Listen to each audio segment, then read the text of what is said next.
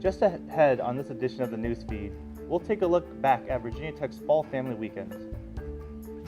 Plus, find out why one graduate student is so concerned about our water and air. And we'll take a look at the dynamics of Virginia Tech's men's soccer team. Those stories and more coming up next.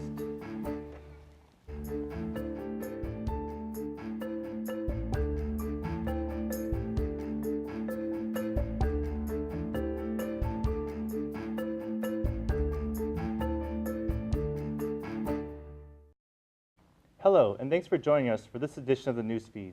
I'm Chris E. And I'm Brittany Grant. This past weekend, students and parents joined to celebrate Virginia Tech's Fall Family Weekend as they participated in activities and acquainted themselves with the campus. Virginia Tech welcomes students' parents October 3rd to October 5th in celebration of Fall Family Weekend. The annual event began at the Holtzman Alumni Center this year as parents trickled in from their travels. Students helped with the check-in and invited them inside where information desks could be found with the weekend's activities. Students and parents alike viewed the Alumni Museum to get acquainted with the university's history. Virginia Tech senior Charlotte Heckard helped with the introduction. Everyone's really interested. Everyone wants to talk to us because we're students at Tech, so they want to get our perspective because I think most of the parents here have freshman students, so they just started and they're a little nervous. They're at that nervous parent stage, so they want to make sure their kid's in a good environment, so they've just been asking, how do you like Tech? What's your major? Stuff like that. Many parents use the day to learn about opportunities offered by the university, especially for study abroad. For students, however, the weekend was just a good time to have their parents visit. I actually like that there's a family weekend where there's a day where my family comes back and visits and just enjoy the life here in Virginia Tech. The campus bustled all weekend as students toured the university with their parents. The Virginia Tech Police Department closed the weekend with their third annual Community Day on the drill field. There, participants could learn about security efforts at the university, as well as see the police department's vehicles and equipment. Also included was free food and Dunkacut. By Sunday afternoon, all participants and visitors seemed happy with the weekend's results. To learn more about university activities, visit calendar.vt.edu. Virginia Tech has another new national ranking to add to its list of accomplishments. The university was also ranked the 9th best university to work for in 2014. The rankings, which were conducted by the employment website Glassdoor.com, examined flexible work schedules, strong research programs, and a sense of making a positive impact on the world and in the lives of others. In their responses, 96% of employees would recommend working at Virginia Tech to a friend. Respondents also said that the biggest pro of working at Virginia Tech was the small town community atmosphere. The biggest con was being far from being big cities. But in general, the hokey spirit that everyone talks about certainly was able to feel as soon as I got on campus for an interview, and just loved that. I grew up in a small town, much smaller than Blacksburg, and I had been living in larger cities prior to here, so it was a really just wonderful community feeling. I often describe it to friends that I live in Cheers, the bar from the TV show, and just where everyone knows your name, and it's really a wonderful part of it. Despite being far away from major cities, Virginia Tech consistently ranks one of the best places to work for commuters. Tech didn't make the top 25 list last year, but only ranked a 10th of a point lower this year. Water is essential in our everyday lives. From iron to manganese, there are tons of flavors in our water that don't taste so great. Andrea Dietrich, a professor of civil and environmental engineering, secured funding for graduate student studies using resources from Virginia Tech, such as the Water Interface Laboratory. Amanda Sane from Concord, North Carolina, found Dietrich's research fascinating and decided to team up with a professor. The environmental engineering graduate student at Virginia Tech has focused primarily on a specific aspect of human health, which is the impact of exposure to manganese in water and air. Sane explains why she feels her research is important in society. So I started out as an undergraduate at North Carolina State University, and I got involved in undergraduate research there, and I realized that it's really a passion of mine, that it's a way that you can actually make a difference and make changes and do science and be an engineer. So at the same time, so I kind of went from there and decided to come to Virginia Tech for graduate school. And I've always been interested in drinking water and drinking water quality and how that connects with public health. So that's sort of how I ended up here. According to the EPA, manganese is a naturally occurring element that can be found everywhere in the air, soil, and water. Although manganese is an essential nutrient at low doses, chronic exposure to high doses may be harmful. An article that appeared in the January 2014 of the Journal of the American Water Works Association. Bain's research says that mineral content in drinking water is acknowledged to be the major chemical factor affecting taste and likability of drinking water when no off flavors are present. The problems occur when a mineral such as manganese is not detected by the human senses. Sane's research is important to society, and her passion for her work goes a long way. So my plans are, I mean, they change a little bit. You know, research is a very interesting and dynamic field, but I do think that I would like to continue on into academia and perhaps teach on a collegiate level and become research faculty at another university. So. Sane continues her research and hopes that their findings will continue to make a difference in society. The Virginia Tech Police Department was out in force on Sunday for the 3rd annual VTPD Community Day.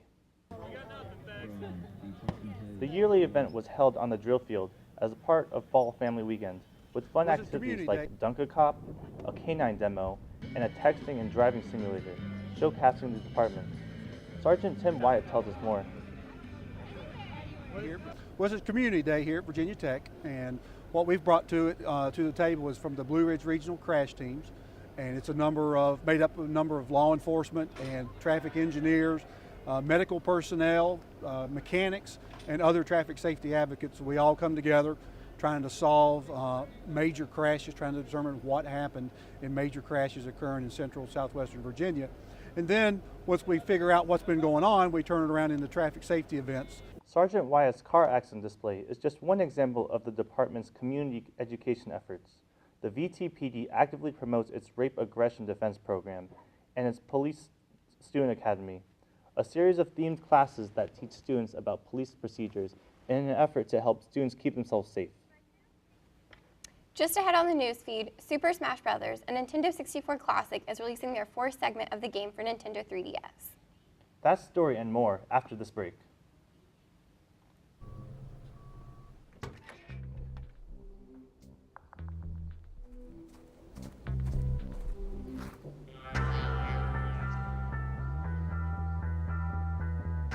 When you throw away money on wasted electricity,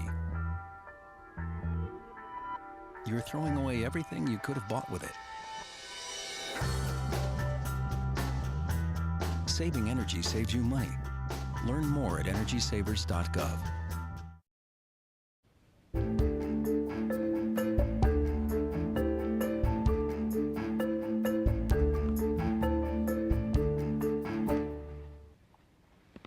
Welcome back to the newsfeed. Nintendo just released the next game of one of its highest-selling series. News reporter Stephen Barnett has more. Since its initial release on the Nintendo 64 in 1999, the Super Smash Bros. Franchise has sold more than 22 million copies worldwide. Its 4th installment, Super Smash Bros. For Nintendo 3DS, was released in the US this past weekend. Smash Bros. Is a series of fighting games featuring characters from major Nintendo franchises, and, more recently, characters owned by other companies as well. Nintendo has spent a deal of focus on the game's release, including a particularly spirited tournament of some of the world's top Smash players at this year's E3 gaming conference. That enthusiasm was not wasted on the series' fans.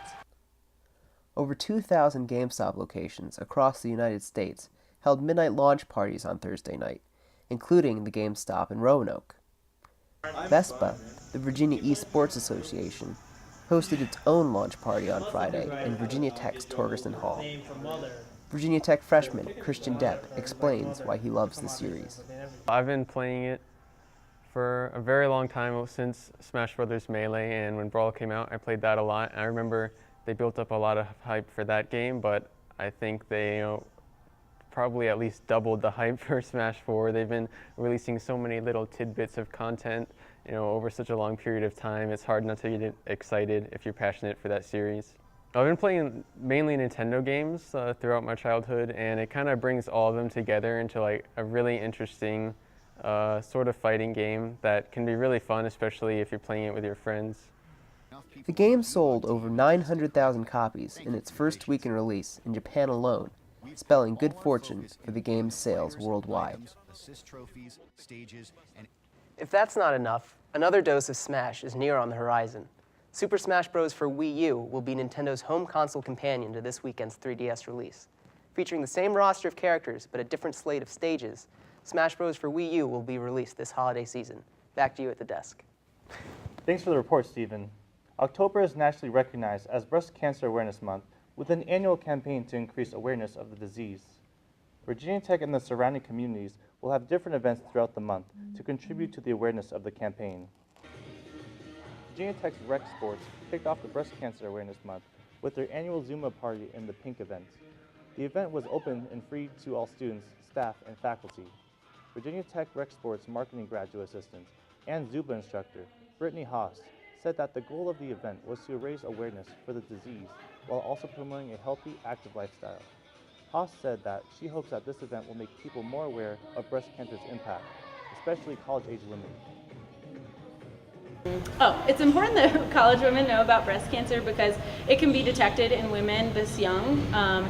So we just want to make sure that they're aware of the issue so that they can tell their female family members or that they can get themselves checked out and just try to prevent the issue. Rec Sports also partnered with Zeta Tau Alpha for this event. The sorority sold Party in Pink t-shirts and accepted donations throughout the night. The donations will also go to Susan G. Komen Race for a Cure.